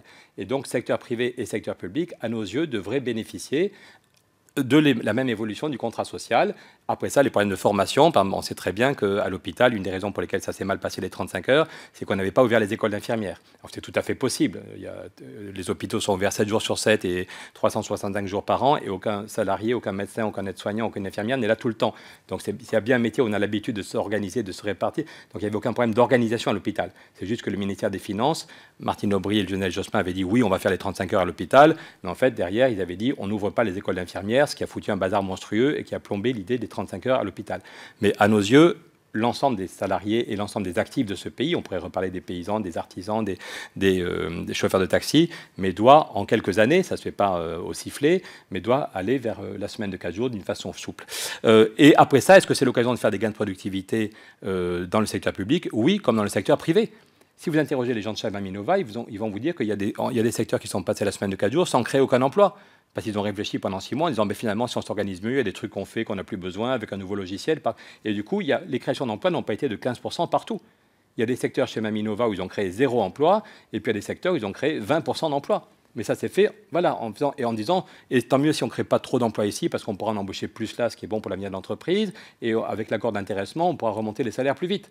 Donc ce n'est pas moi ni vous qui allons décider si on fait du 10% d'emploi ou du 15% partout. Et je pense que c'est vrai aussi dans les services publics. J'ai un de mes frères qui a été directeur de la communication au ministère des Finances. Je ne veux pas l'engager, mais il expliquait qu'il avait 500 personnes sous sa responsabilité, qu'avec 50, ça irait bien peut-être. Voilà. Voilà. Mais par contre, il y a des endroits où on crève. Ma femme est prof. Quand mes parents étaient à l'hôpital, heureusement qu'on était là dans leur dernière semaine pour être là auprès d'eux. Mais il y a des gens qui mouraient à l'hôpital et les infirmières n'en pouvaient plus. Quand vous avez une infirmière ou un aide-soignant pour 2 étages, c'est humiliant pour les gens qui sont en train de mourir et pour les infirmières qui n'ont pas choisi ce métier. Voilà. Donc on ne peut pas. Donc oui, pour être honnête, je pense qu'il y a des secteurs dans certaines grandes administrations où avec les gains de productivité, avec l'intelligence des fonctionnaires, on pourrait ne pas avoir des créations massives, mais que par contre, on aurait des créations de 20% d'emplois dans d'autres parties des services publics. Mais ça suppose d'avoir un débat serein et de se dire qu'on ne va pas piéger les gens. Et du coup, vous serez étonné, enfin pas étonné, je pense que vous connaissez l'intelligence humaine comme moi, mais voilà, si on est dans un débat serein, et vous verrez des gens qui disent « Ok, chez nous, on peut s'organiser, honnêtement, c'est plus important de créer des postes dans un collège en banlieue plutôt que de créer 20 postes au ministère des Finances. En se réorganisant, en utilisant complètement le logiciel, on peut faire le boulot en passant à 4 jours. » Mais ça suppose qu'on ne prenne pas les gens par derrière en se moquant d'eux. Voilà. Merci, Monsieur Larouturou. Vraiment, je pense que la Commission a bien fait de vous auditionner parce que, bon, dans vos messages, parce qu'il y a plusieurs messages, votre message suscite l'intérêt, le débat, le questionnement, et voilà, je suis vraiment ravi qu'on ait pu vous entendre. Merci à vous. Merci pour la qualité de votre propos. Merci.